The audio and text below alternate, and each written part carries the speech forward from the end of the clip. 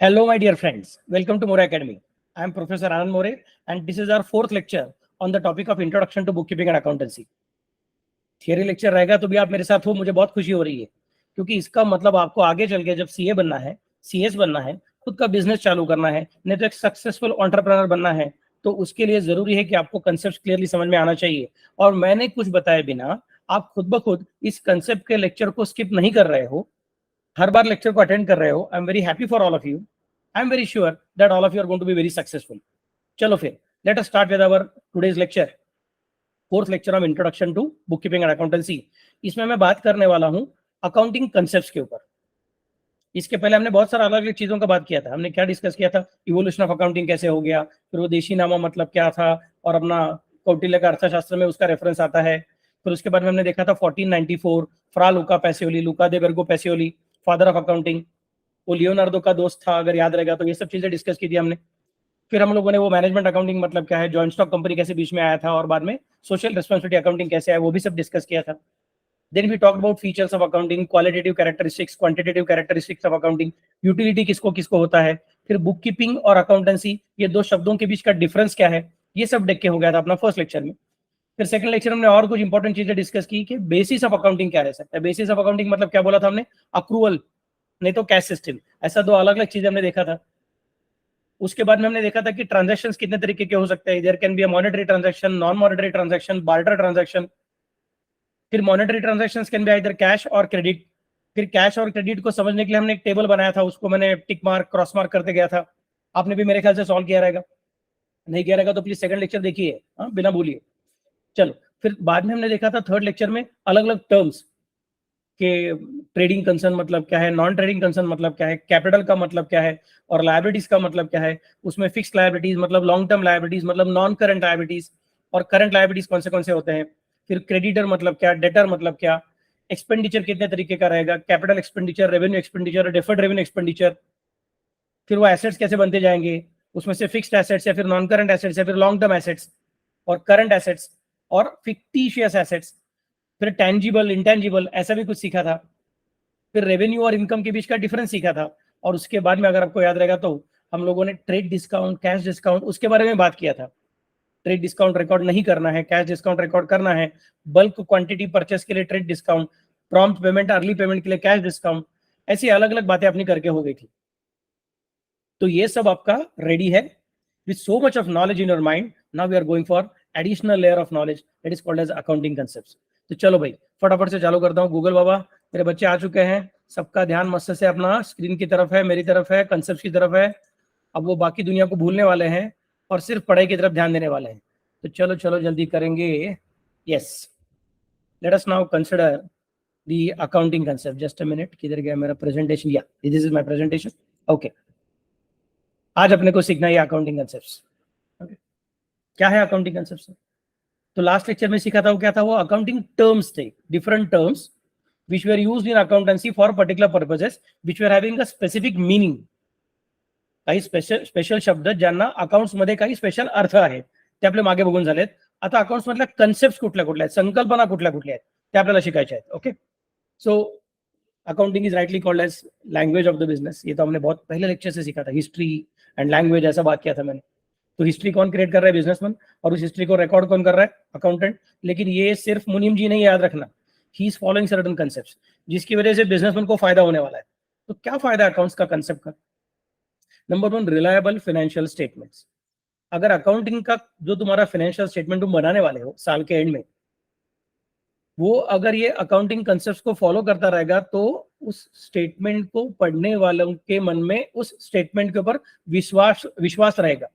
उनको लगे ठीक है भैया, हम लोग इसको विश्वास रख सकते हैं. सिर्फ कागज का टुकड़ा नहीं है ये कागज के टुकड़े पे सिर्फ लिखा हुआ नहीं है ये, बल्कि इस कागज के टुकड़े पे जो लिखा है उसके पीछे कुछ कंसेप्ट्स है, और वो कंसेप्ट को जो फॉलो करके रिजल्ट बनता है, वो रिजल्ट के ऊपर हम विश्वास रख सकते हैं. ये बिजनेस सचमुच में ऐसा है, ये हम लोग विश्वास रख सकते हैं. So if you follow the concepts, the reader of financial statements will find that your financial statements are reliable.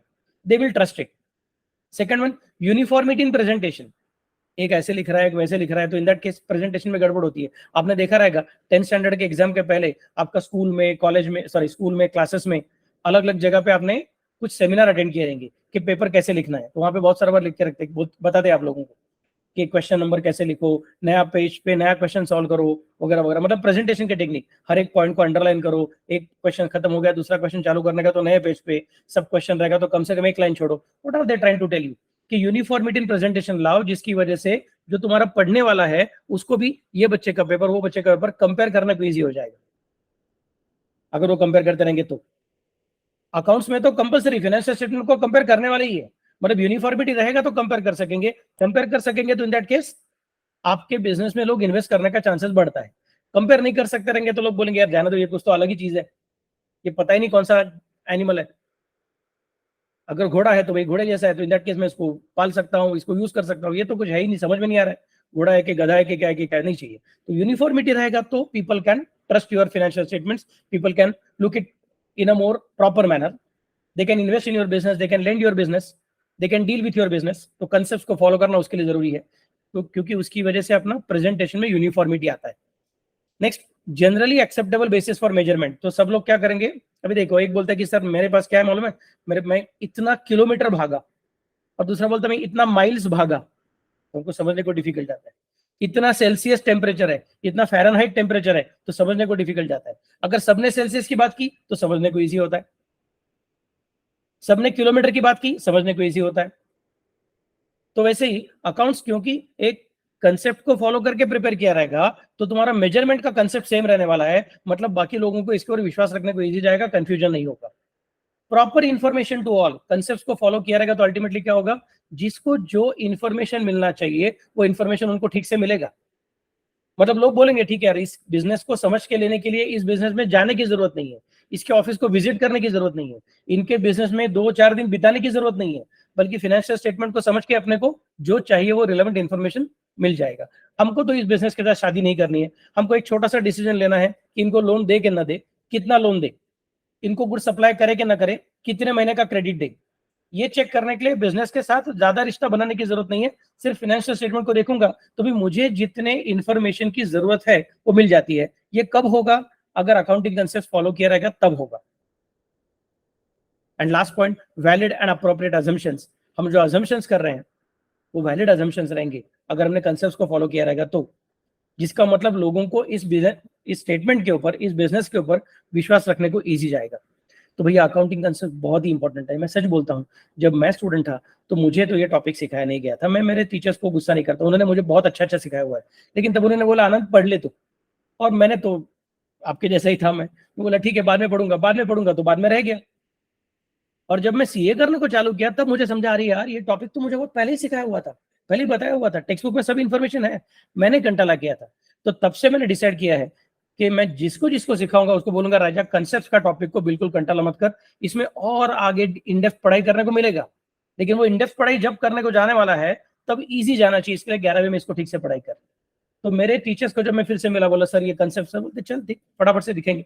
तो सर ने मुझे जैसे जैसे सिखाया और मैंने जैसे जैसे पढ़ा, अलग अलग जगह से जो सीख के लिया वो आपका भी सिखाने वाला हूँ। याद रखिए, इसको स्किप मत कीजिए, आपको सक्सेसफुल होना है और सक्सेसफुल होने के लिए सब चीजों में एक्सपर्ट होना जरूरी होता है। देखो भाई, बहुत सारे कंसेप्ट है, लगभग 12 कंसेप्ट है अपने सिलेबस में। बाद में बताऊंगा मैं इसमें से कुछ अजम्पशंस कौन से हैं और कंसेप्ट कौन से, बाद में बताऊंगा। अभी तो सिर्फ सीखने का कोशिश करेंगे, बहुत अलग अलग है, business entity, money measurement, cost, क्या है क्या actually speaking, let us try to understand. सबसे पहला कंसेप्ट मैं डिस्कस करूंगा बिजनेस एंटिटी कंसेप्ट। ओके, जो लड़की है कुछ ना कुछ तो कर रही है और उसके सामने जो है वो दिखता नहीं है, इनविजिबल है। देखो ना, वो पीछे का बीम दिख रहा है अपने को, पीछे का पाइपलाइन दिख रहा है, उसके पैर नहीं दिख रहे, उसके हाथ में ग्लव्स डाले इसलिए हाथ ऐसा करके दिख रहा है, एक्चुअली स्पीकिंग दिख नहीं रहा है, वो इनविजिबल पर्सन। तो वैसे ही business is invisible, business is invisible, फिर भी हम ये नहीं बोलेंगे कि हम लोग अपने आप से ट्रांजेक्शन कर रहे हैं, हम लोग एक्सेप्ट करेंगे कि हम अलग है और बिजनेस अलग है। अकाउंट्स बोलेगा राजा अकाउंटेंट जब तू ऑफिस में जाने वाला है तो याद रख, तू बात किसके साथ करता रहेगा, बॉस के साथ। बॉस तुझे बोलता रहेगा कि ये बिजनेस के बैंक अकाउंट में से पैसा निकाल और मेरे बच्चे की फीस भर दे। तब ने ऐसा नहीं बोलने का सर उसका ही पैसा उसने ही खर्चा किया, हम बोलेंगे नहीं नहीं, उसने बिजनेस का खर्चा किया हुआ है, बिजनेस का पैसा निकाल के खुद का घर का खर्चा किया हुआ है, बिजनेस के अकाउंट से पैसा निकाला और घर के लिए खर्चा किया। सर बिजनेस का अकाउंट मतलब क्या, वही तो खुद का बिजनेस चला रहा है, दैट इज ओके। लेकिन हम बोलेंगे दिखता नहीं रहेगा, इनविजिबल रहेगा, तो भी बिजनेस अलग है और प्रोप्राइटर अलग है। आई रिपीट, बिजनेस अलग है और बिजनेस का ओनर अलग है। कानून ने उनको अलग अलग माना है कि नहीं माना है उससे फर्क पड़ता नहीं है। हम बोलेंगे अकाउंट्स के हिसाब से, जब कभी मेरे सामने एक बिजनेसमैन आएगा, बोलेगा सर मेरा छोटा सा शॉप है, मैं बोलूंगा आइए आइए बैठिए, और उसके सामने 2 कुर्सी रखूंगा। बोलेगा सर 2 कुर्सी किसके लिए? मैं बोलूंगा सर एक आपके लिए और एक आपके बिजनेस के लिए। बोलते मैं और मेरा बिजनेस सेम है, मेरा ही दुकान है। मैं बोलूंगा नहीं सर मैं अकाउंटेंट हूँ। अकाउंटेंट के पास स्पेशल चश्मा रहता है, इस स्पेशल चश्मे से उसको क्या दिखता है? बिजनेस अलग है और बिजनेस का ओनर अलग है। भले ही उसने खुद ने चालू किया रहने दो, तो भी बिजनेस अलग है, बिजनेस का ओनर अलग है। जब आपको ये समझेगा तब आपको आगे का सारा कंसेप्ट समझेगा। In fact in the previous lecture I have talked about capital and drawings. वो क्यों आ सकते हैं ट्रांजैक्शंस? क्योंकि हमने बोला है कि बिजनेस अलग है और ओनर अलग है। तो ओनर के घर से बिजनेस में पैसा आया मतलब कैपिटल, और बिजनेस के अकाउंट में से ओनर के घर के लिए खर्चा हुआ नहीं तो पैसा चला गया तो ड्रॉइंग्स। ये ट्रांजैक्शन हुए क्यों? क्योंकि हमने कंसेप्ट फॉलो किया हुआ। अगर ये कंसेप्ट नहीं होता था तो हम कैपिटल की एंट्री को कर नहीं सकते थे। अगर ये कंसेप्ट नहीं होता था तो हम ड्राइंग की एंट्री को कर नहीं सकते थे। फिर अपने को समझता ही नहीं था कि बिजनेस का प्रॉफिट कितना हुआ नहीं हुआ और बिजनेस की कैश कहां पे चली गई। वो समझेगा क्यों? क्योंकि हमने बिजनेस एंटिटी कंसेप्ट फॉलो किया हुआ है। So accounting concept is business entity. Next one is money measurement. Again very important concept money. ये 12 का 12 कंसेप्ट इंपॉर्टेंट है, याद रखना, इसको भूलना है ही नहीं। मनी मेजरमेंट का मतलब क्या है? अगर सपोज मैंने आपको साथ, चलो हम लोग बोला कि चलो अपना जो मोरे एकेडमी के स्टूडेंट्स हैं सब लोग हम मिलकर गोवा को जाएंगे। यूट्यूब पर से जो जो लोग आने को तैयार है मेरे साथ गोवा को आ जाओ, मैं पुणे से चालू करता हूँ। जस्ट एग्जाम्पल, ऐसा मैं इमीडिएटली करने वाला हूँ नहीं, लेकिन सपोज ऐसा कुछ कंसिडर किया तो, और बाद में मैं अपना ट्रिप पिकनिक मस्त पूरा हो गया, वापिस आ गया, और मैंने आपको पूछा क्या रे पिकनिक कैसा हुआ? फिर आप बोलोगे सर मैं ना सुबह हम लोग जल्दी पहुंचे थे, बस में बैठे थे, मेरे साइड में कौन बैठा था, हवा कैसी थी, हवा आ रही थी कि नहीं आ रही थी, कि एसी बस थी तो कांच बंद थी कि नहीं थी, फिर हम लोग कैसे कैसे गए, किधर क्या खाना खाया, किधर क्या गाना गाया, ये सब चीजें बोलो। और अगर मैं मेरे गाड़ी को पूछूंगा कि भैया गोवा का ट्रिप कैसे हुआ, बोलेगा सर गोवा का ट्रिप ना मुझे इतने मालूम है, कितना किलोमीटर गए कितना किलोमीटर आया, हवा कैसी थी, गाना कौन सा गाया, खाना कौन सा खाया, ये सब चीजों को मैं रिकॉर्ड नहीं कर सकता हूं। मैं कौन हूं? मैं सिर्फ अकाउंटेंट हूं। मैं सिर्फ चेक करूंगा कि बाबा इसमें कितना किलोमीटर भागा हुआ था। मैं गाड़ी हूं, आपका गाड़ी का डैशबोर्ड हूं, मैं इतना बता सकता हूं कि कितना किलोमीटर भागा था, आपको मजा आया कि नहीं आया, आपको नींद आई कि आपको नींद नहीं आई, ये सब चीजें मैं नहीं रिकॉर्ड कर सकता हूँ। वो आपका वैल्यू वाला चीज है। मैं क्वांटिटी वाली चीजों को देखूंगा, जिसको मेजर कर सकता हूं उसको चेक करूंगा। बहुत मजा आया, ये बहुत का मतलब क्या बताना पॉसिबल नहीं है, तो मैं मजे को रिकॉर्ड ही नहीं करूंगा। किलोमीटर्स को रिकॉर्ड कर सकता हूं तो किलोमीटर को रिकॉर्ड करूंगा। वैसे अकाउंटेंट बोलेगा मेरे सामने दुनिया भर में अलग अलग चीजें होती रहेंगी, उस बिजनेस के अंदर दुनिया भर की अलग अलग चीजें होती रहेंगी। सुबह पीऊन आएगा और अपना ऑफिस को झाड़ेगा, झाड़ू पोछा करेगा, हाउसकीपिंग स्टाफ आके, और बाद में फिर पहला कस्टमर आएगा, बात करके चला जाएगा, कुछ परचेज भी नहीं करेगा। तो पहला कस्टमर आया, उसने अलग अलग चीजें पूछा, अलग अलग चीजें देखा, बिना परचेस के चला गया। उसको रिकॉर्ड करने का क्या कि इतना बजे 7 बजे दुकान खोला था, 7:05 को पहला कस्टमर आया, बातें करके चला गया, फिर न्यूज़पेपर वाला आया, न्यूज़पेपर डाल के चला गया। ये सब लिखो कि नहीं लिखो? नहीं लिखने का राजा। हमको सिर्फ वही रिकॉर्ड करना है जिसको हम लोग मनी से मेजर कर सकेंगे। तो अपना हाउसकीपिंग स्टाफ सुबह आता है और झाड़ू पोछा करके चला जाता है, तो झाड़ू पोछा किया ये रिकॉर्ड करने की जरूरत नहीं है, लेकिन उसको जब सैलरी दोगे मंथली तो उसको रिकॉर्ड करना पड़ेगा, क्योंकि that can be measured in terms of money. उसने अच्छा झाड़ू पोछा किया कि नहीं किया वो रिकॉर्ड करने की जरूरत नहीं। अकाउंट्स में रिकॉर्ड नहीं होगा। तुम्हारा मैनेजमेंट क्या करने का अलग बात है, बट अकाउंट्स में रिकॉर्ड नहीं होगा। मैं अकाउंटेंट हूं भैया, पहला कस्टमर आया और चला गया, बातें करके चला गया, मैं रिकॉर्ड नहीं करूंगा। कस्टमर आया कस्टमर गया, लिखने का जरूरत नहीं।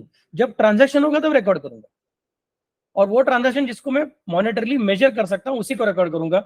जिसको मॉनिटरी रिकॉर्ड नहीं कर सकता हूं वो सब चीजों को अपने अकाउंट्स के हिसाब से दिखता ही नहीं हो। अकाउंटेंट का चश्मा स्पेशल चश्मा है। सामने अकेला बिजनेसमैन आता है तो उसको 2 कुर्सी दिखता है, एक बिजनेसमैन के लिए एक बिजनेस के लिए। बिजनेस एंटिटी कंसेप्ट, बिजनेस अलग है और ओनर अलग है। और मनी मेजरमेंट कंसेप्ट, दुनिया भर के ट्रांजेक्शन चल रहे हैं एवरी डे, दुनिया भर के इवेंट्स हो रहे हैं एवरी डे, बट मुझे हर एक इवेंट को रिकॉर्ड करने का नहीं है। मैं हिस्टोरियन हूं, बट इसका मतलब ये नहीं कि हर एक चीज को लिखते बैठूंगा। मैं सिर्फ उन्हीं चीजों को लिखूंगा जिसको मॉनेटरीली मेजर करना पॉसिबल है। जिसको मेजर करना पॉसिबल नहीं है उसको मैं रिकॉर्ड नहीं कर सकता हूं। वो इवेंट्स मेरे सामने होते रहेंगे तो भी मुझे नहीं दिखेंगे। मुझे सिर्फ वही इवेंट्स दिखते हैं जिसमें मनी मेजरमेंट है। तो झाड़ू पोछा किया रिकॉर्ड नहीं करूंगा, अच्छा किया रिकॉर्ड नहीं करूंगा, खराब किया रिकॉर्ड नहीं करूंगा, पैसा दिया उसको रिकॉर्ड करूंगा, मनी मेजरमेंट।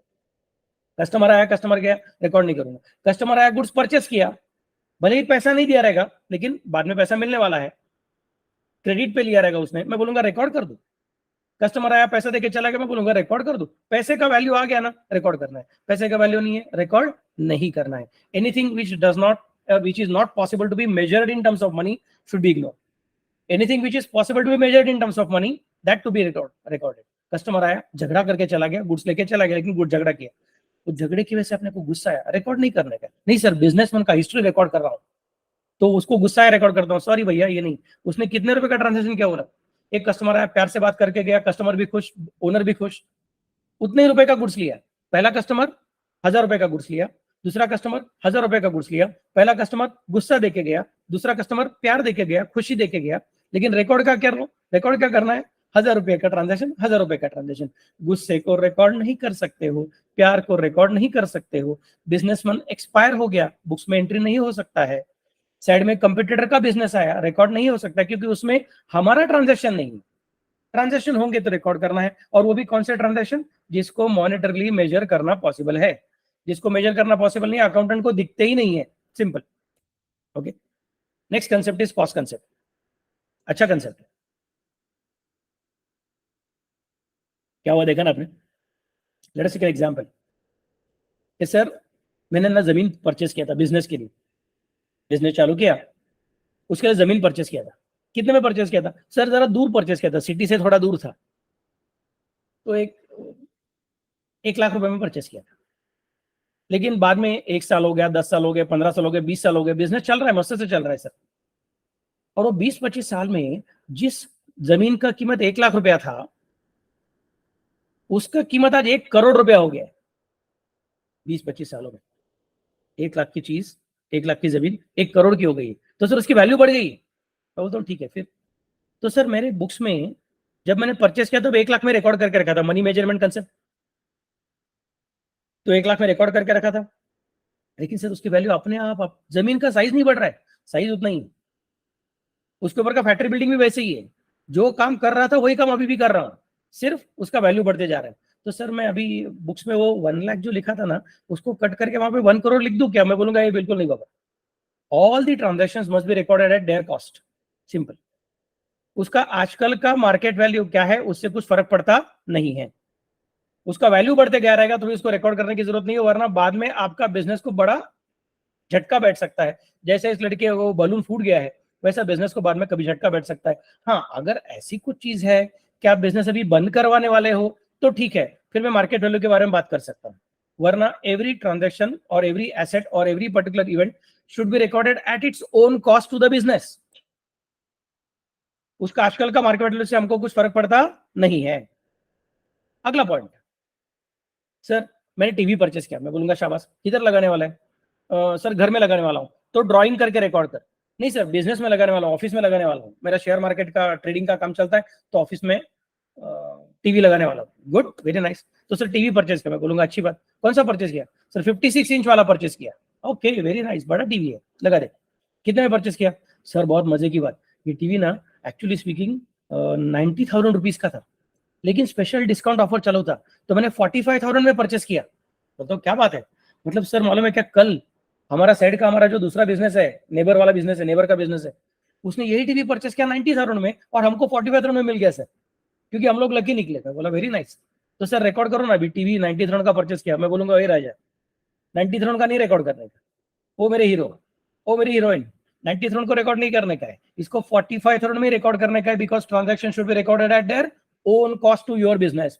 अपने बिजनेस को क्या कॉस्ट है वो रिकॉर्ड करने का, बाकी दुनिया को क्या कॉस्ट पड़ी अपने को फर्क पड़ता नहीं। आजकल का मार्केट वैल्यू क्या है अपने को फर्क पड़ता नहीं। बिजनेस क्या बोलेगा, अकाउंट्स क्या बोलेगा, रिकॉर्ड करने का तो कौन सा कंसेप्ट यूज करो? Cost concept. वैल्यू बढ़ते जा रहा है तो बुक्स में अमाउंट चेंज करते जाऊंगा, not allowed.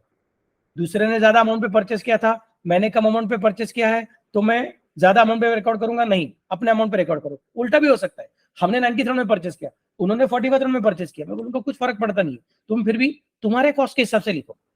An item should be recorded at its own cost to the business. That is the important principle of cost concept. So पहला कंसेप्ट कौन सा था? Business entity. दूसरा कौन सा था? Money measurement. तीसरा कौन सा है? Cost concept. कॉस्ट में क्या बोला? दो अलग अलग चीजें, अपने बिजनेस को कौन सी कॉस्ट है वो इंपॉर्टेंट है, और आजकल का मार्केट वैल्यू इंपॉर्टेंट नहीं है।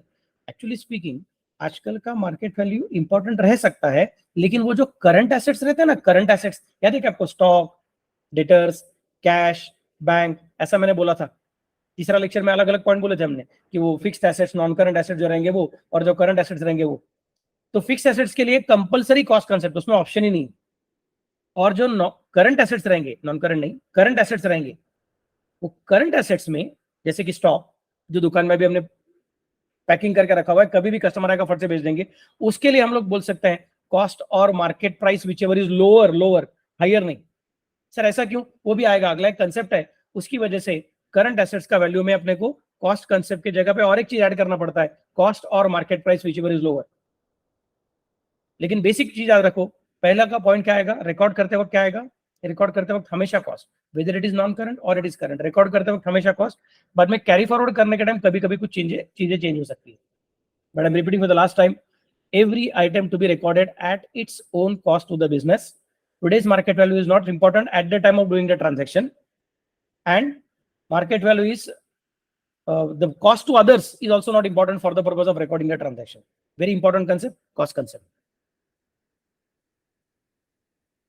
ओके, अरे बाप रे, ओहो हो, अपना हीरो गिर गया पानी में। अभी जरा थोड़ा सा सोच के देखो, सपोज ये आदमी जो है भाग भाग के आ रहा है मस्त से, जंप कर रहा है स्विमिंग टैंक में, उसको रोज का यही आदत है, रोज का यही आदत है, भाग भाग के आने का, ढप से जंप मारने का और पानी में मस्त से तैरना चालू करने का। ही एंजॉयज दैट पर्टिकुलर थिंग। रोज आता है, देखता नहीं है क्या है करके, भाग भाग भाग के आता है और फटाफट से उड़ी मारता है, खत्म। That's what he is doing. आप सोच के देखो, सपोज सपोज एक आध दिन स्विमिंग टैंक क्लीन करने का काम चालू हुआ रहेगा, अपने हीरो को पता ही नहीं, वो रोज की तरह भाग भाग के आ गया और उसने जंप कर दिया, व्हाट विल हैपन? बड़ा एक्सीडेंट हो जाएगा, बड़ा accident, very bad accident. Same is the case with business. हमारे बिजनेस में जो इन्वेस्टर्स लोग हैं, हमारे बिजनेस में जो लेंडर्स है, हमारे बिजनेस में जो सप्लायर्स है, कस्टमर्स है, एम्प्लॉइज है, गवर्नमेंट है, ये सब लोग उस भाग के आने वाले आदमी के जैसे हैं। और वो जो नीचे का स्विमिंग टैंक है, वो हमने बनाया हुआ फाइनेंशियल स्टेटमेंट्स है। ये फाइनेंशियल स्टेटमेंट्स लास्ट ईयर हमने बनाने के टाइम कुछ अलग अलग कंसेप्ट को फॉलो किया था, और उस कंसेप्ट को देखने की वजह से, उस फाइनेंशियल स्टेटमेंट को देखने की वजह से, ये जो अलग अलग यूजर्स है फाइनेंशियल स्टेटमेंट के, investors, lenders, suppliers, customers, government, employees, ये सब लोग उस पर विश्वास रख के ट्रांजेक्शन कर रहे थे। फिर 1 साल खत्म, 2 साल खत्म, 3 साल खत्म, 4 साल खत्म, 5 साल खत्म, तो उनको आदत हो गई है कि आप यही कंसेप्ट को हमेशा फॉलो करते हैं। तो आपके फाइनेंशियल स्टेटमेंट के ऊपर अभी वो आंखें मूंद के, आंखें बंद करके विश्वास रखते हैं और फटाफट से बिजनेस के ऊपर डिसीजन लेना चालू करते हैं।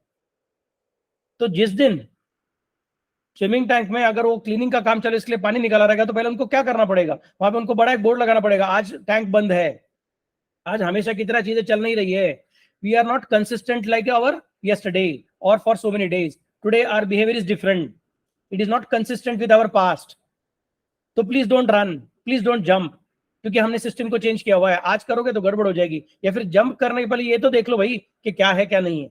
वैसे ही बिजनेस को बताना पड़ेगा, अगर हम लोग कंसेप्ट को फॉलो कर रहे हैं तो लोग एक्सपेक्ट करते हैं आपके पास से कि आप वो कंसेप्ट को कंसिस्टेंटली फॉलो करो, और अगर उसमें से किसी भी एक कंसेप्ट को आपने चेंज किया रहेगा, अगर उसमें से किसी भी एक कंसेप्ट को आपने चेंज किया रहेगा, तो हमको बताओ कि हमने कंसिस्टेंसी को तोड़ा है, इस कंसेप्ट को छोड़ा है, इसके जगह पे नया कंसेप्ट को लाया है।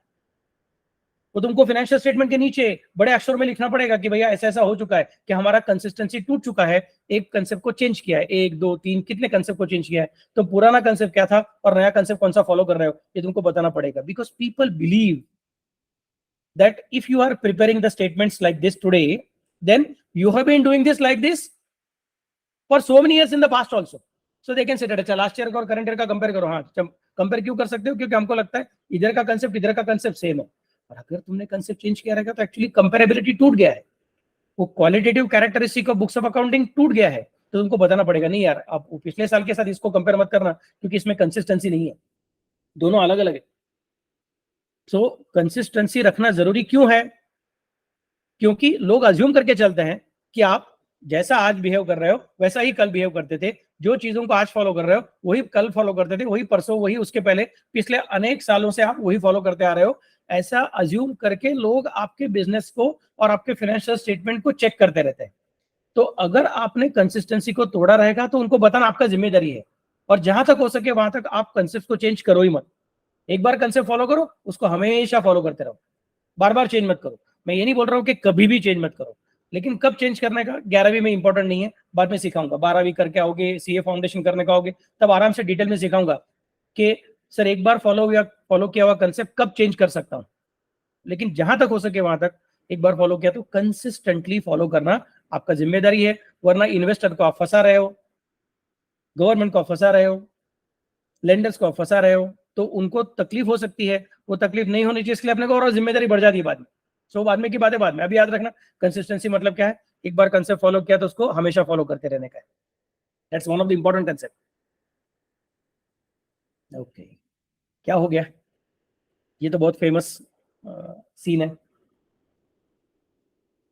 ब्लू कलर की जो ड्रेस वाली लड़की है, रनर है, एथलीट है, उसको लगा कि वो जीत गई है, तो उसने लास्ट में आते आते उसका स्पीड कम कर दिया। और वो जो रेड टी शर्ट वाली एथलीट है, रनर है, उसने फटाफट से अपना स्पीड बढ़ा लिया लास्ट मोमेंट को। तो एक्चुअली स्पीकिंग सबको लग रहा था, और वो ब्लू टी शर्ट वाले को खुद को लग रहा था कि वही जीत गई है। वो जो आदमी खड़ा है वहां पे पकड़ के, उसको भी लग रहा था कि ब्लू टी शर्ट वाली जीत गई है करके, लेकिन लास्ट मोमेंट को चेंज हो गया। What is the meaning of this? Never celebrate before you actually win. Same is the case with conservatism. तो मैंने बोला था आपको, अक्रूवल नाम का कंसेप्ट है। अक्रूवल नाम का कंसेप्ट मतलब क्या? दूर से देखने का, कितना क्या है, ट्रांजेक्शन रिकॉर्ड करने का। तो सर मुझे दिख रहा है कि कुछ इनकम आने वाला है, और मुझे दिख रहा है कि कुछ एक्सपेंसेस आने वाला है। आया नहीं है, आने वाला है। आई एम रिपीटिंग अगेन, आया तो है नहीं, आने वाला है। लेकिन सर दिख रहा है ना इनकम आ रहा है। और आपने क्या बोला था? दूर से दिखेगा तो रिकॉर्ड कर दो। तो इनकम को भी रिकॉर्ड कर लेता हूँ जो अभी तक आया हुआ नहीं है, एक्सपेंसेस को भी रिकॉर्ड करके रखता हूँ जो अभी तक आया हुआ नहीं है। मैं बोलूंगा अरे यार तू डेंजरस चीज कर रहा है, तू वो ब्लू टी शर्ट वाली जैसा कर रहा है। अकाउंट बोलता है कंजर्वेटिज्म।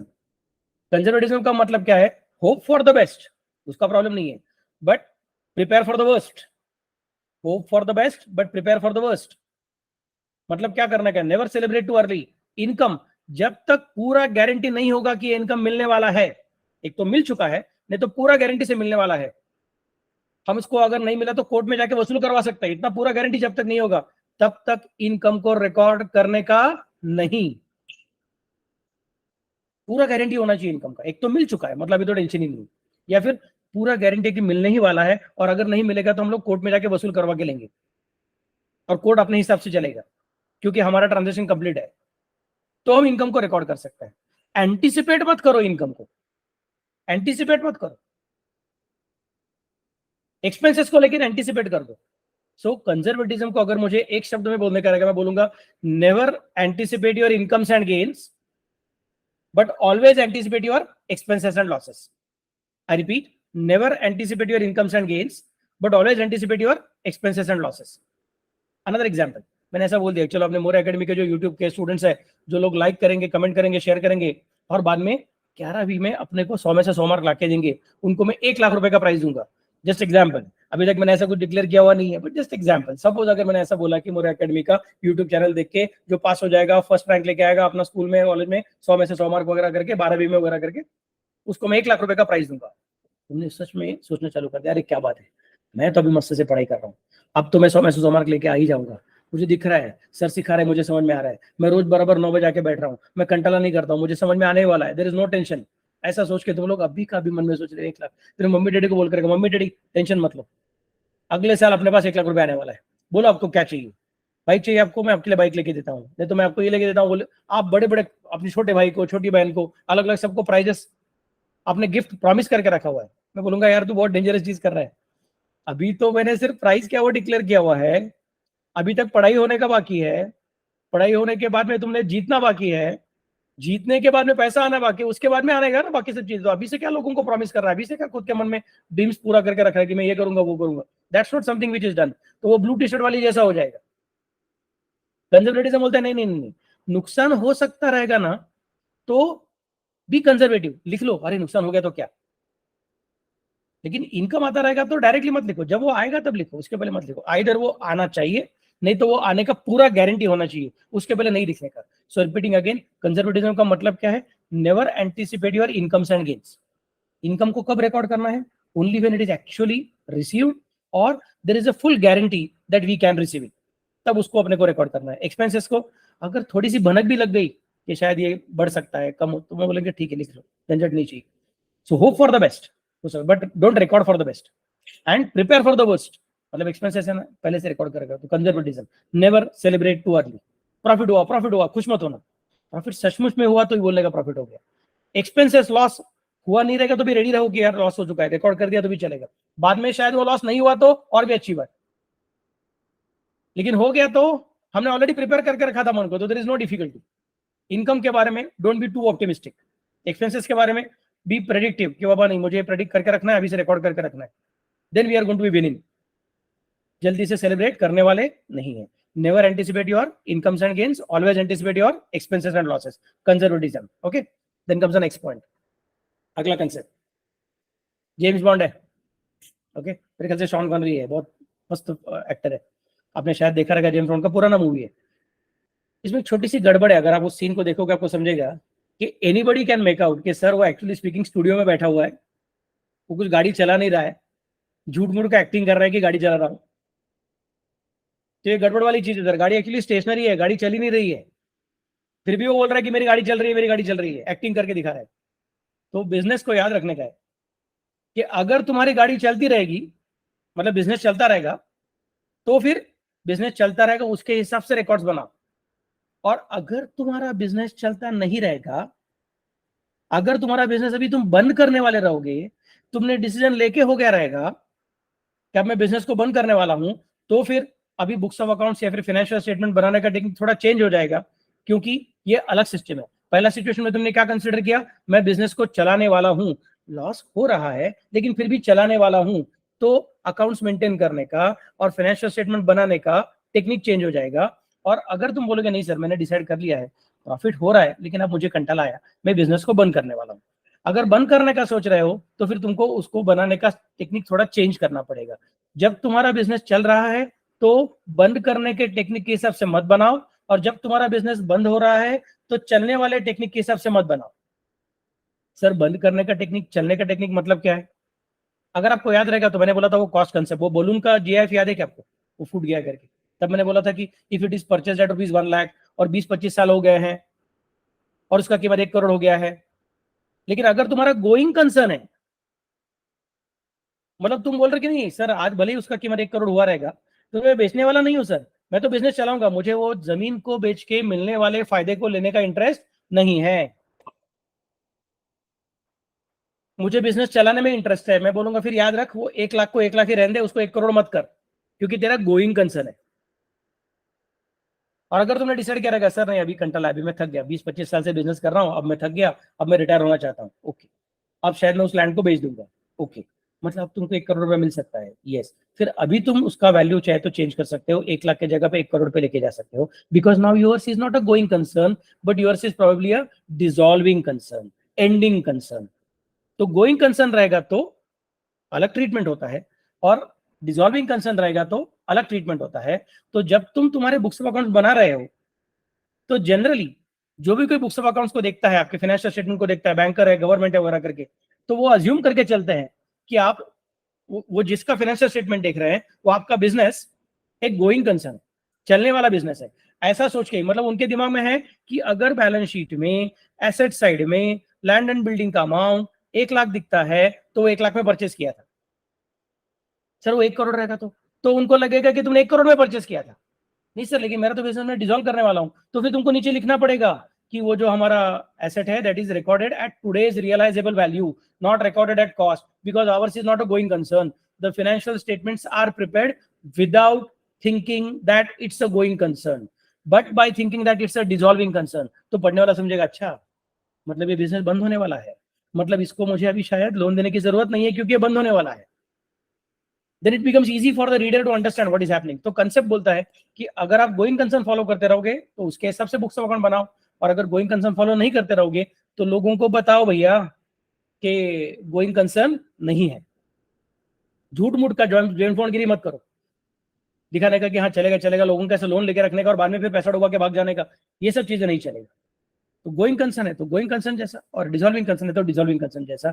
क्योंकि पढ़ने वाले जनरली क्या बोलते हैं, मेरे पास कोई बैलेंस शीट लेके आ रहा है, मेरे पास कोई प्रॉफिट एंड लॉस अकाउंट लेके आ रहा है, मतलब शायद इसको बिजनेस आगे चलाने में इंटरेस्ट है, ऐसा देख के वो मेरे पास आ रहा है, तो मैं भी उसको विश्वास रख के उसके साथ डिसीजन लेता हूँ। तो लोगों को ऐसा फंसाने का नहीं है, क्योंकि लोगों के मन में तैयार है कि शायद ये going concern, people are assuming that it is going concern, तो you should also prepare the books of accounts by considering that it's a going concern. And if you are changing the decision of the business, don't forget to tell it to the people कि बाबा अब ये going concern नहीं रहेंगे. Is it clear to all of you? Okay, very nice. अगला point है realisation concept. ये तो मेरा बहुत फेवरेट पिक्चर है, आपने भी शायद देखा रहेगा, नहीं देखा रहेगा तो जरूर से देखिए। मम्मी डैडी को बोलने का, आनंद सर ने होमवर्क दिया हुआ है, क्या होमवर्क दिया है? पिक्चर देखने का। कौन सा पिक्चर? अंदाज अपना अपना। ये पिक्चर का बहुत बहुत फेमस शॉट है, आपको मालूम रहेगा। दोनों भाई रहते हैं और एक कुछ तो जेल में रहता है, एक कुछ तो बड़ा सक्सेसफुल रहता है, एक गुंडा रहता है, और ये जो ब्लू सूट वाला है परेश रावल, दोनों का उसका डबल रोल है वहाँ पे। तो कुछ तो बोलता है कि मैं अभी, मुझे भी लंदन जाना है, मुझे भी बड़ा बिजनेस करना है, और मुझे बिजनेस कौन सा करना है, मैं पोल्ट्री फार्मिंग करूंगा, फिर मेरे पास बहुत सारी मुर्गियां होंगी, और मुर्गियां होंगी तो बहुत सारे अंडे होंगे, फिर अंडों को बेचूंगा, फिर मैं अंडों का बादशाह बनूंगा, फिर अंडे के साथ में पाव बेचूंगा, ऐसा अलग अलग चीजें। दोनों अभी तक उस जेल के कोठरी के अंदर बंद है, और ये सपने के ऊपर सपने देख रहा है कि मैं क्या करूंगा, कैसे बादशाह बन जाऊंगा, कितना बड़ा बिजनेस हो जाएगा, कितनी सारी मुर्गियां, कितने सारे अंडे वगैरह वगैरह। बहुत मजेदार सीन है, अब जरूर से देखिएगा। लेकिन जब जब मैं वो सीन देखता हूं तो मुझे याद आता है, अरे यार ये तो रियलाइजेशन कंसेप्ट है।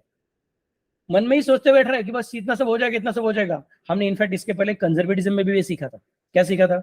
Never anticipate your incomes and gains, always anticipate your expenses and losses. ये हमने ऑलरेडी सीखा हुआ है। वही कंसेप्ट को अभी हम बोल रहे हैं सिर्फ इनकम के बारे में देखने का। कंजर्वेटिज्म इनकम के बारे में भी बात करता है और एक्सपेंसेस के बारे में बात करता है।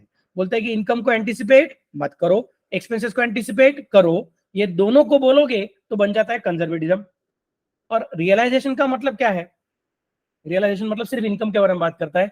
Income can be recorded only when it is actually realised. Actually realised in cash ऐसा नहीं है, एक्चुअली रियलाइज्ड। एक्चुअली रियलाइज का मतलब क्या है? It is either received in cash और we have got a right to receive it. एक तो अपने हाथ में कैश आ चुकी है, नहीं तो उसको पूरा वसूल करने का ताकत अपने हाथ में आ चुका है। अगर सामने वाले ने पैसा नहीं दिया तो हम कोर्ट के पास जाके उसके पास से पैसा वसूल करवा सकते हैं। तो बोलेंगे इसका मतलब इट इज रियलाइज। रियलाइज है तो उसको रिकॉर्ड कर सकते हो। इनफैक्ट आगे चल के आपको एक अकाउंटिंग स्टैंडर्ड सीखने का है, उसका नाम है रेवेन्यू रिकॉग्निशन, तब इसमें रियलाइजेशन कंसेप्ट का और डिटेल्स आएगा। लेकिन अभी नहीं, 11वीं में तो इतना याद रखो, रियलाइजेशन। कंजर्वेटिज्म में इनकम की भी बात होती है, एक्सपेंसेस की भी बात होती है। Incomes never to be anticipated, expenses always to be anticipated. दोनों को बोलेगा तो क्या बन जाएगा? कंजर्वेटिज्म। और इनकम के बारे में बात करोगे तो क्या हो जाएगा? Realisation concept. ओके, अक्रूवल तो आपको मैंने सिखाया है, बेसिस ऑफ अकाउंटिंग के अंदर भी ये पॉइंट आया था। ये बेसिस ऑफ अकाउंटिंग है और ये आपका कंसेप्ट भी है। अक्रूवल क्या बोलता है कि एक्सपेक्ट करो कब हुई। अगर ऐसा कुछ सिचुएशन है कि बिजली कड़की कल और आवाज सुनाई दिया आज, तो बिजली कब कड़की? कल के आज? हम बोलेंगे नहीं, अक्रूवल कंसेप्ट रहेगा तो पहले जब हुआ तो देख लेने का, रिकॉर्ड करना चालू है ना। ऐसा सिचुएशन है कि हमने गुड्स आज बेचा हुआ है और पैसा 1 महीने के बाद में मिला हुआ है, तो रिकॉर्ड कब करूं? जिस दिन गुड्स बेचा उस दिन, कि जिस दिन पैसा मिला उस दिन? मैं बोलूंगा जिस दिन गुड्स बेचा उस दिन एक एंट्री होगा कि गुड्स बेचा है, पैसा आने का बाकी है। और जब पैसा आएगा तो दूसरा एंट्री होगा कि गुड्स तब बेचा था, अभी फिर से बेचा हुआ नहीं है, लेकिन तब का जो पेंडिंग पैसा था वो पेंडिंग पैसा आज आ चुका है। But accrual is a very important concept for the purpose of accounting. जहां पे अक्रूवल कंसेप्ट फॉलो नहीं किया रहता है, एग्जांपल अगर याद रहेगा तो लॉयर्स, डॉक्टर्स, चार्टर्ड अकाउंटेंट्स, या फिर NGO, not for profit organisation जो डोनेशन के ऊपर जीते हैं, उनके बारे में हमने बोल कर रखा था आपको कैश सिस्टम फॉलो करना पड़ेगा। बट बाकी सबके लिए मैंने क्या बोला था? अक्रूवल कंसेप्ट है। वो अक्रूवल कंसेप्ट मतलब क्या है कि सर जब पैसा आएगा उस दिन रिकॉर्ड नहीं करना है, बल्कि जब हमने ट्रांजैक्शन किया उस दिन भले ही पैसा नहीं आ रहेगा तो भी रिकॉर्ड कर दो क्योंकि ट्रांजैक्शन अप्रूव हो चुका है। सर वो इनकम का ट्रांजैक्शन रहेगा तो हाँ सर, अब भी बोला आपने नहीं रिकॉर्ड करने का, रियलाइजेशन कंसेप्ट। भैया अगर हमने बेचा हुआ है, बिल बनाया हुआ है, तो अपने पास अभी प्रूफ है कि सामने वाले ने पैसा देना चाहिए, और अगर उसको नहीं देगा तो हम लोग कोर्ट में जा सकते हैं, मतलब it is now realised. I hope it is clear to all of you. हाँ, कस्टमर आके सिर्फ पूछ के गया कितने में दिया, मैं बोला इतना। सर इतना लूंगा तो कितने में दोगे? बोले चलो थोड़ा डिस्काउंट देता हूँ। अच्छा ठीक है सर, मैं बाद में आता हूँ। फिर रिकॉर्ड मत करो, क्योंकि देन कंजर्वेटिज्म कहता है कि it is not to be anticipated. Realisation बोलता है कि it is not yet realise, bill बनाया हुआ नहीं है तो रिकॉर्ड मत करो। लेकिन बिल बन गया तो भले ही पैसा आने का बाकी है तो भी रिकॉर्ड कर दो, मतलब accrual system. I hope it is clear all of you.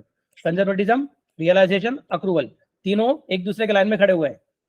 Accrual क्या बोलता है? जब मिलने का हक मिल जाएगा या फिर जब पैसा आएगा उसमें से जो पहले होगा तब रिकॉर्ड कर दो। इधर पैसा पहले मिला, एडवांस में मिल गया तो उस दिन रिकॉर्ड कर दो। पहले गुड्स बेचा, बाद में पैसा मिलने वाला है तो जिस दिन बेचा उस दिन पहले एक रिकॉर्ड होगा और बाद में जब पैसा आएगा तब अलग से रिकॉर्ड होगा। नहीं सर, ये रियलाइजेशन के खिलाफ जा रहा है। बिल्कुल खिलाफ नहीं जा रहा है। अगर कस्टमर आता है और भाव पूछ के चला जाता है तो एंट्री मत करो, क्योंकि रियलाइजेशन बोल रहा है मत करना, कंजर्वेटिज्म बोल रहा है मत करना। लेकिन कस्टमर आता है, भाव पूछता है, बार्गेनिंग करता है, मोल भाव करता है और उसके बाद में परचेज भी करता है, आप बिल बनाते हो, कस्टमर बोलता है सर 1 महीने के बाद में दूंगा पैसा। मैं बोलता हूँ ठीक है, आप तो हमेशा के कस्टमर हो, आ जाओ 1 महीने के बाद में पैसा दे दो।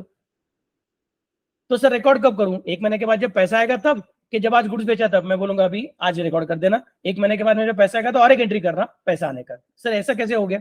अभी अक्रूवल कंसेप्ट भी है। आई hope it is clear all of you. Okay, next one is dual aspect. अभी वो एक साइड में दिल जैसा दिख रहा है और एक साइड में नोट दिख रहा है, वो दिल नहीं ऐसा सोचो, एप्पल ऐसा सोच लो बस, बाकी कुछ नहीं। Okay, so this is a very very very important concept.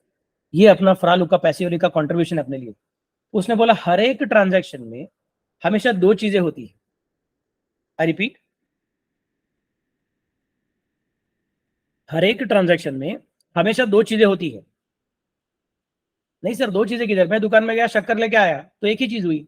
भैया दो चीजें हुई है, आपने शक्कर लिया है और आपने उसको कैश दिया है, मतलब दो चीजें हुई ना। आपको कुछ तो मिला है, उसको कुछ तो मिला है, उसके पास से कुछ तो गया है, तुम्हारे पास से कुछ तो गया है। Dual aspect, every transaction always create two things. दुकानदार के लिए दो चीजें हुई, शक्कर चली गई और कैश आ गई। आपके लिए दो चीजें हुई, कैश चली गई और शक्कर आ गई। तो every transaction will always have two effects for every party involved in the transaction. Two effects, two things will happen. नहीं सर, अभी चलो थोड़ा एग्जांपल चेंज करता हूं।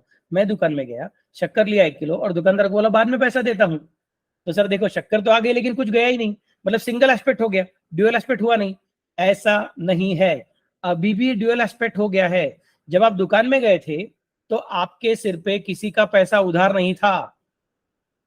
आप दुकान में अंदर गए, आपने उधर से शक्कर ली, उसको कैश नहीं दी, लेकिन जब बाहर आए तो आपके हाथ में शक्कर है और आपके सिर पे उधार बाकी है।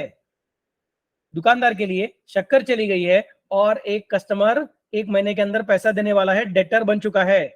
मतलब every transaction, whether it is a cash transaction or it is a credit transaction, will always create two things, minimum two things for the people who are involved into that particular transaction.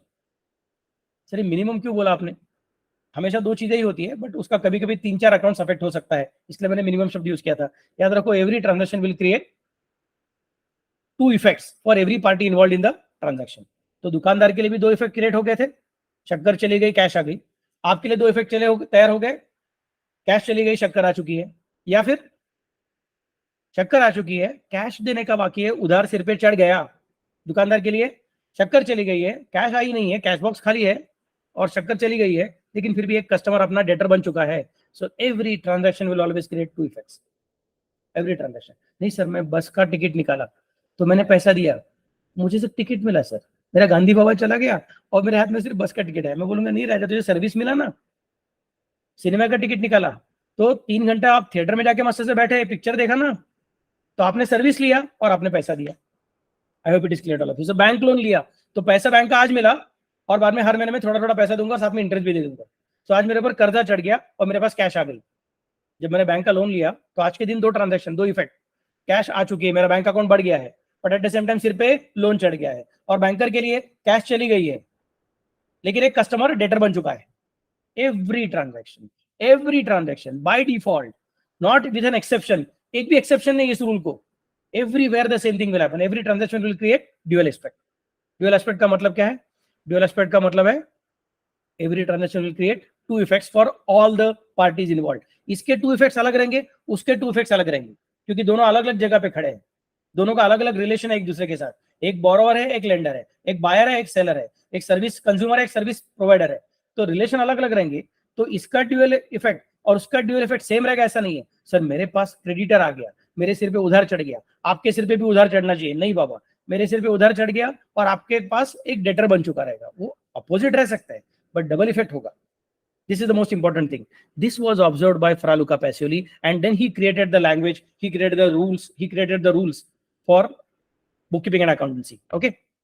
Next point. Disclosure. छोटा सा video है, मैं आवाज बंद करूंगा और आपको देखने को बोलूंगा. ओके, आवाज बंद करता हूं. 6 ब्लाइंड मैन का स्टोरी आपको शायद पता रहेगा, देख लीजिए फट से. वो हाथी है और ये 6 अंधे लोग हैं. फिर एक जाता है, बोलता है अरे यार ये तो खंबे के जैसा है. एक जाता है, बोलता नहीं, एक उसके कान को हाथ लगाता है, बोलता है अरे ये तो पंखे के जैसा है. एक उसके दांत को हाथ लगाता है, बोलता है ये तलवार के जैसा है. एक पूंछ को हाथ लगाता है, बोलता है ये तो रस्सी के जैसा है. Very famous story, Indian story है वो, जैन स्टोरी है वो. जैन रिलीजन में ये स्टोरी बताया जाता है कि दुनिया को हम दुनिया की सच्चाई हम पूरी जान नहीं सकते. दुनिया काफी बड़ी है, हमको जितना दिखता है उससे हम लोग जो अनुमान लगाएंगे that may not be exact of the reality is far big and we may have only small understanding of it. वो philosophical point है, लेकिन अभी हम लोग उसको यहाँ पे कैसे यूज कर रहे हैं. हम कौन है? हम लोग हिस्टोरियन है. वो जो स्टोरी है हाथी की, वो स्टोरी तो बात करती है फिलोसॉफी की. मैं बात कर रहा हूं अकाउंट्स की. हाथी कितना बड़ा है किसी को पता नहीं है, रिकॉर्ड कौन कर रहा है किसी को पता नहीं है. हम सिर्फ अलग अलग लोग अपने अपने दिमाग चला रहे हैं, वो वहां पे स्टोरी बताता है. मेरा सिचुएशन पूरा अलग है. मेरा स्टोरी कौन सा है? मैं अकाउंटेंट हूं और मेरे सामने एक हाथी है जो इंटेंजिबल है, इनविजिबल है. याद है कि आपको first concept business entity concept, business दिखता नहीं है, उसमें अलग अलग ट्रांजेक्शन हो रहे हैं. वो सब ट्रांजेक्शन को मनी मेजरमेंट को यूज करके मैं रिकॉर्ड कर रहा हूं. और वो रिकॉर्ड करने के बाद, वो ट्रांजैक्शंस को रिकॉर्ड करने के बाद उसका एनालिसिस करके मैं फाइनेंशियल स्टेटमेंट प्रोवाइड कर रहा हूं. वो फाइनेंशियल स्टेटमेंट को प्रोवाइड करने के बाद उसको यूज कौन करेगा? ये 6 अंधे लोग, बैंकर मतलब lender, customers, suppliers and owners and government and employees. ये वो 6 अंधे लोग है. वो अलग अलग बिजनेस कैसा है. तो अगर मैंने रिकॉर्डिंग में गड़बड़ किया रहेगा तो उनके मन में बिजनेस के बारे में जो विचार आएंगे वो अलग अलग हो जाएंगे. और अगर सबके मन में बिजनेस के बारे में अलग अलग विचार आते रहेंगे तो ऑटोमेटिकली मैंने किया हुआ डिस्क्लोजर कुछ काम का नहीं है, मेरा फाइनेंशियल स्टेटमेंट कुछ काम का नहीं है. मैं बोलूंगा जैसा बिजनेस है, भले ही वो इनविजिबल रहेगा, फिर भी जैसा बिजनेस है वही सबके मन में आना चाहिए. सबको समझना चाहिए कि हाथी कितना बड़ा है. सबको समझना चाहिए कि हाथी है और ये हाथी के दांत है और ये हाथी की पूंछ है. सबको समझना चाहिए. So we will have to give proper disclosure. और जिसको जो चीज का इंपॉर्टेंस है वो चीज उसको मिलनी ही चाहिए. फॉर एग्जांपल लेंडर को क्या दिखना चाहिए? इनका प्रॉफिट कितना है, इनका लॉस कितना है, इनका बाकी का लोन्स कितना है, ये इंटरेस्ट को रिपे कर सकेंगे कि नहीं कर सकेंगे, ये प्रिंसिपल को रिपे कर सकेंगे कि नहीं कर सकेंगे. ये क्वेश्चंस को सॉल्व करने के लिए जितने इंफॉर्मेशन की जरूरत है वो इंफॉर्मेशन लेंडर्स को फाइनेंशियल स्टेटमेंट में से डिस्क्लोज होना चाहिए. ये जिम्मेदारी किसका है? अकाउंटेंट का है. इन्वेस्टर्स, आपके कंपनी का शेयर्स परचेस करना चाहता हूं, क्यों परचेस करूं? आपका डिविडेंड कितना था, इस साल कितना था, लास्ट ईयर कितना है, आपका लायबिलिटीज कितना है, आपका लोन्स कितना है. तो अगर लोन को रिपे करने के बाद, इंटरेस्ट पे करने के बाद आप मेरा डिविडेंड दे सकोगे कि नहीं दे सकोगे. आपके एसेट्स कौन से हैं, एसेट्स का वैल्यू बढ़ने वाला है कि कम होने वाला है, ये देख के मैं डिसाइड करूंगा कि मैं कंपनी में इन्वेस्ट करूं कि नहीं करूं. तो आपका financial statement should give all this details. अगर वो डिटेल्स अवेलेबल रहेगा तो you will get proper investors, वरना तुमको इन्वेस्टर्स नहीं मिलेंगे. सो डिस्क्लोजर का मतलब क्या है? हम लोगों को अंधा बनाने वाले नहीं है, उनके आंखों पर से पट्टी हम लोग हटाने वाले हैं. We are going to give them proper disclosure of all that information which is relevant for them to take the decision. It may be either for taxation or for lending or for investing or for supplying or for any other thing. जिस आदमी को information जिस तरीके का चाहिए खुद के decision के लिए, वो सारा का सारा इंफॉर्मेशन फाइनेंशियल स्टेटमेंट में मिलना चाहिए. इसका जिम्मेदारी हमने उठाया. यह है अपना डिस्क्लोजर कंसेप्ट. वो जो हाथी की स्टोरी है उसमें हाथी किसने बनाया? भगवान ने बनाया. आंखें किसने दी? भगवान ने दी. अंधा किसने बनाया? भगवान ने बनाया. भगवान का उसके पीछे का इंटेंशन क्या था कुछ पता नहीं है, इसके लिए हम बोल नहीं सकते. वहां पे कोई अकाउंटेंट है नहीं, हम बाहर से देख रहे हैं उस स्टोरी को, बाकी कुछ नहीं. बट बिजनेस किसने बनाया? हमने बनाया, भगवान ने नहीं बनाया. बिजनेस हमने बनाया, अकाउंटेंट को हमने अपॉइंट किया. तो अकाउंटेंट को बोलेंगे भैया देख, इस बिजनेस को बाद में दुनिया के साथ इंटरेक्ट करना है, तो दुनिया को जो जो इन्फॉर्मेशन रिलेवेंट रहेगी वो इन्फॉर्मेशन तू दे सकेगा क्या? अकाउंटेंट बोलता है यस सर. मुझे मालूम है डिस्क्लोजर नाम का कंसेप्ट है. I will have to give utmost disclosure, छुपाऊंगा नहीं. I have to give utmost disclosure which will be necessary for different users of financial statement. Then only they will trust us, otherwise they won't trust us. तो आप चिंता मत कीजिए, आपका financial statement जब banker के पास जाएगा उसको लगेगा कि जो जो रिलेवेंट इन्फॉर्मेशन है वो मुझे मिल रहा है, मुझे उसके लिए फिर से फोन करके ये बताओ वो बताओ करने की जरूरत नहीं है. Information is already available. That is called as disclosure. Disclosure means giving as much information as is necessary for all the different users of financial statement. So they are not going to be kept in dark. They are not going to be those blind men. They are going to be wise men. Okay. Next point is materiality. Sir आपने बोला disclose करो तो मैं सब चीजें disclose करते जा रहा हूँ. Every transaction. तो सर हमने पेन परचेस किया, ओके मैं पेन का रिकॉर्डिंग करूंगा कि पेन परचेस किया. Okay good. सर हमने फुल स्केप परचेस किया, ओके मैं एंट्री करूंगा फुल स्केप परचेस किया. ओके सर हमने स्टेपलर का पिन परचेस किया, ओके एंट्री करूंगा स्टेपलर का पिन परचेस किया. सर हमने पेंसिल परचेस किया, ओके पेंसिल का एंट्री. पेन अलग, स्टेपलर अलग, फुल स्केप अलग, पेंसिल अलग, इरेजर अलग. सर रिसीट बुक प्रिंट किया, रिसीट बुक अलग, रिसीट बुक बिल बुक ऐसा अलग अलग बनाया, सबका अलग अलग एंट्री कर. मैं बोलूंगा अरे यार क्या पागलपन कर रहा है, एक ही अकाउंट बना लेना, उसका नाम रख प्रिंटिंग एंड स्टेशनरी अकाउंट. ये क्या pen account, pencil account, eraser account, foolscap account, stapler account, stapler pin account, receipt book account, bill book account. ये पागलपन हो रहा है तेरा. नहीं सर आपने बोला डिस्क्लोज करो, सारा का सारा इन्फॉर्मेशन डिस्क्लोज करो. अरे हाँ सच्ची बात है भाई, डिस्क्लोज तो करना ही है. अच्छा मैं सिर्फ भाई भाई बोल रहा हूँ इसका मतलब ये नहीं कि मैं सिर्फ बॉयज के साथ बात कर रहा हूँ. जो मेरी लड़की स्टूडेंट है वो सबके लिए भी, भाई और बहनों सबके लिए. ओके तो हम जो डिस्क्लोज करो बोल रहे हैं भाई और बहनों, तो उसका मतलब ये नहीं है कि every minute details are going to be disclose.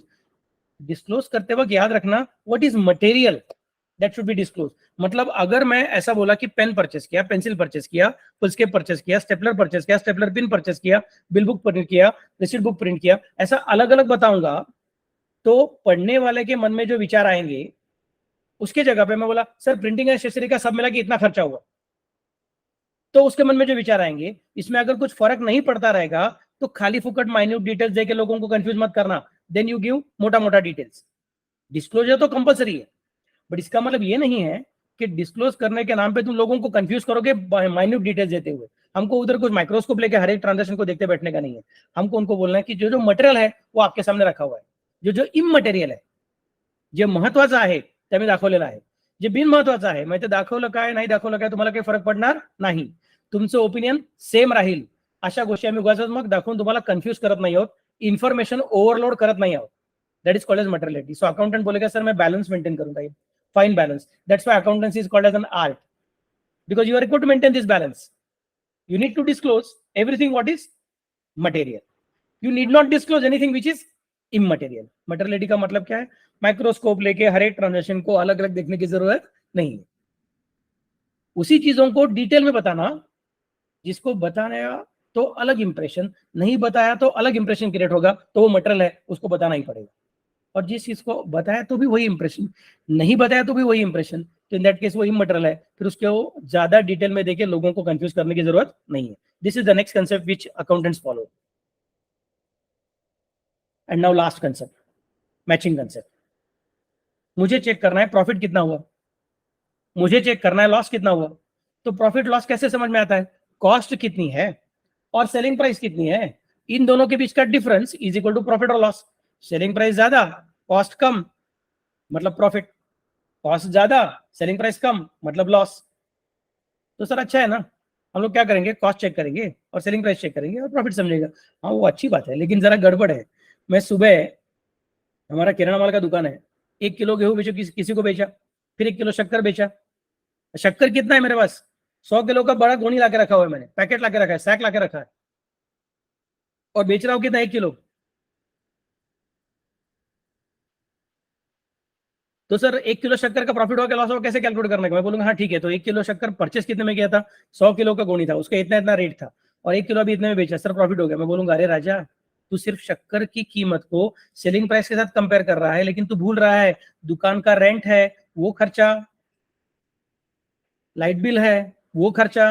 तू सिर्फ शक्कर को परचेस किया, उसके कॉस्ट को, शक्कर को बेचा, उसके सेलिंग प्राइस से कंपेयर कर रहा है, बोले सेलिंग प्राइस ज्यादा है और कॉस्ट कम है मतलब बहुत सारा प्रॉफिट हो गया। मैं बोलूंगा अरे यार तू कॉस्ट सिर्फ कौन सा देखा, परचेस कॉस्ट देखा, तूने इलेक्ट्रिसिटी बिल कंसिडर नहीं किया, तूने रेंट कंसिडर नहीं किया, तेरे दुकान में जो हेल्पर करके काम करता है उसका सैलरी कंसिडर नहीं किया। अगर ये सब चीजों को कंसिडर करेगा तो कॉस्ट इतनी है और सेलिंग प्राइस इतनी है, शायद नो प्रॉफिट नो लॉस है, शायद लॉस हुआ रहेगा, तो देयर इज अ कॉम्प्लिकेशन। तो सर मैं कैसे चेक करूं? फिर मुझे ढूंढना पड़ेगा कि 1 किलो शक्कर के लिए रेंट कितना है, 1 किलो शक्कर के लिए इलेक्ट्रिसिटी चार्जेस कितने हैं, 1 किलो शक्कर के लिए हेल्पर का सैलरी कितना है। बट सर हेल्पर का सैलरी तो 1 किलो के हिसाब से नहीं है, वो तो मंथली सैलरी है। लाइट बिल तो शक्कर के लिए नहीं है, पूरे दुकान के लिए है। उसमें गेहूं भी है, शक्कर भी है, चावल भी है और बहुत सारे बाकी के सब दाल है और चॉकलेट्स है और छोटे छोटे मेडिसिन भी है और फुल स्केप भी है, सब हमारा ग्रोसरी शॉप है सर, बहुत सारी चीजें। तो सर कैसे पकड़ूं इसको? मैं बोलूंगा yes, what you are saying is true. मतलब अभी तुझे कॉस्ट कितनी है 1 किलो शक्कर की बताना बारो आसान नहीं है, बहुत डिफिकल्ट है।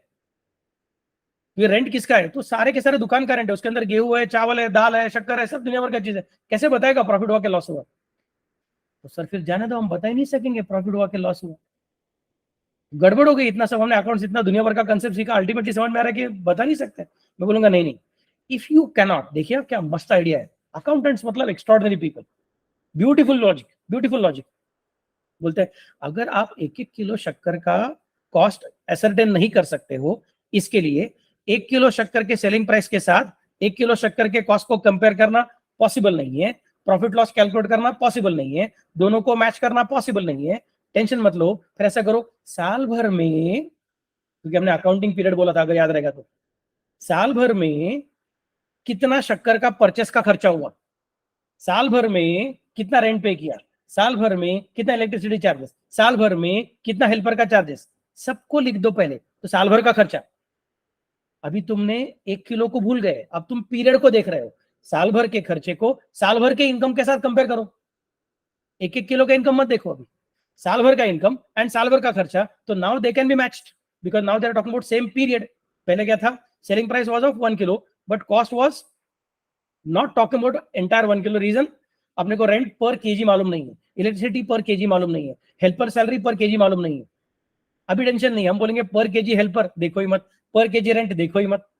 अकाउंटेंट ने दिमाग ही चेंज कर दिया मुझसे से, क्या बात लॉजिक लगा है, ब्यूटीफुल लॉजिक। मैचिंग, किसको मैच करो? एवरी ट्रांजैक्शन का कॉस्ट कैलकुलेट करना पॉसिबल नहीं है, तो साल भर के ट्रांजैक्शंस का कॉस्ट और साल भर के ट्रांजैक्शन का सेलिंग प्राइस, इन दोनों को मैच कर दीजिए और ढूंढिए कि आपका प्रॉफिट हुआ कि लॉस हुआ। तो बस हो गया लॉजिक, हम प्रॉफिट लॉस बता भी सकते हैं और हर एक ट्रांजैक्शन के पीछे अपने को खाली फुकट रोने की जरूरत भी नहीं है। Such a beautiful logic, my goodness. चलो, so here you complete all the different 12 different concepts, और उसके अंदर ये मैंने फिर से उसको रीअरेंज किया हुआ है।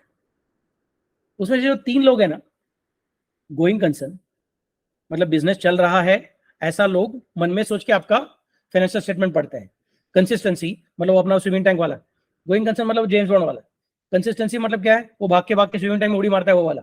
और अक्रूवल मतलब क्या है कि आपने रिकॉर्ड कैसे किया, अर्नोल्ड श्वार्ज़नेगर बाइनोकुलर देख के आगे देखता है वो।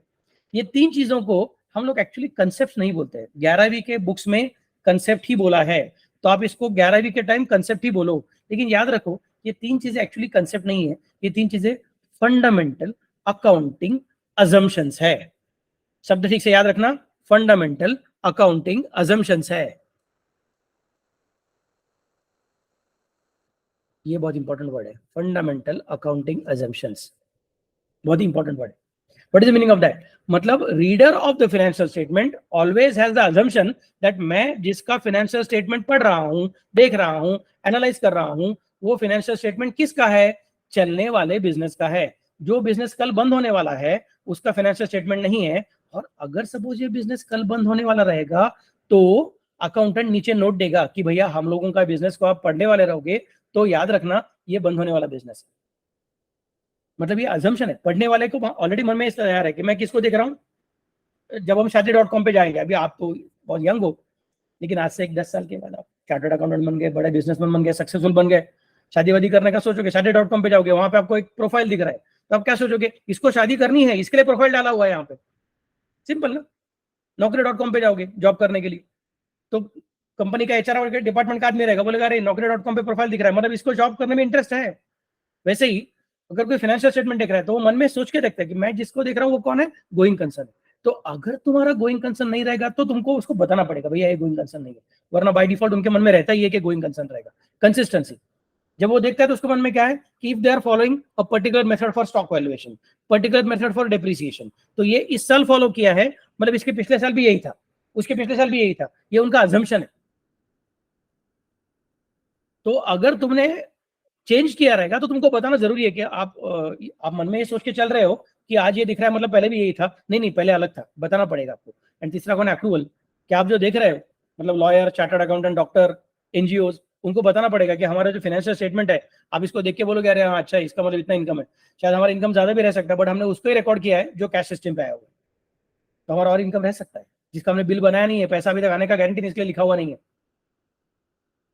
तो जो पढ़ने वाले हैं वो हमेशा तीन चीज याद रखते हैं कि भैया गोइंग कंसर्न है, कंसिस्टेंसी है, अप्रूवल है, और ये तीनों चीजें तुम्हारे फाइनेंशियल स्टेटमेंट में रहेंगी तो तुमको बताने की जरूरत नहीं कि हम लोग ये फॉलो कर रहे हैं, क्योंकि लोगों के मन में भी वही है और तुम फॉलो भी कर रहे हो, तो कुछ बोलने की जरूरत नहीं है।